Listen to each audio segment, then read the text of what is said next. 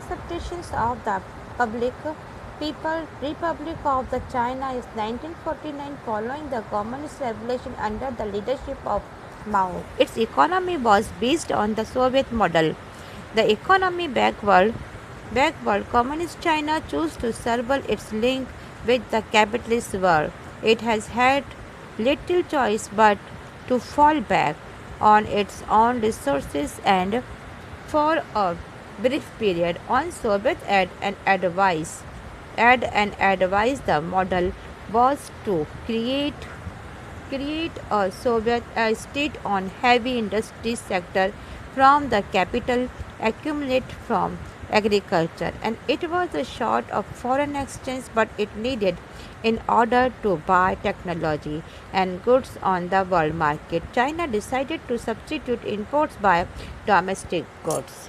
Now 1949 में माओ की leadership के अंदर कम्युनिस्ट रेवोल्यूशन के बाद चाइना रिपब्लिक की स्टेबलाइज हुआ। यहाँ की इकोनॉमी सोवियत मॉडल पर आधारित थी या उसके ऊपर ही डिपेंड थी। तो इकोनॉमिक रूप से बैकवर्ड कम्युनिस्ट चाइना ने कैपिटलिस्ट वर्ल्ड से अपने रिश्ते को तोड़ लिया या उससे ब्रेक कर लिया। ऐसे में इसके पास सिर्फ अपने ही रिसोर्सेज थी, उसी से उसको गुजारा करना था, इसके अलावा और उसके पास कोई भी ऑप्शन नहीं था। हाँ, थोड़े समय के लिए सोवियत रशिया ने इसको एडवाइस देना और ऐड देना शुरू किया। एडेड यानी कि मदद करना या हेल्प करना स्टार्ट किया।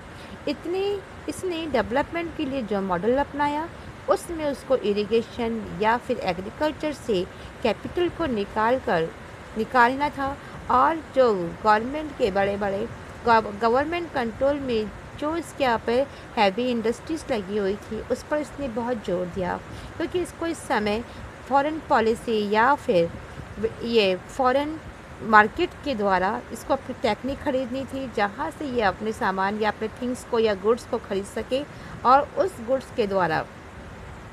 के लिए उसको फॉरेन करेंसी की कमी थी। तो चाइना ने धीरे धीरे करके अपनी डोमेस्टिक गुड्स को बढ़ाना शुरू करा और इसके द्वारा ही उसने ये शुरू किया कि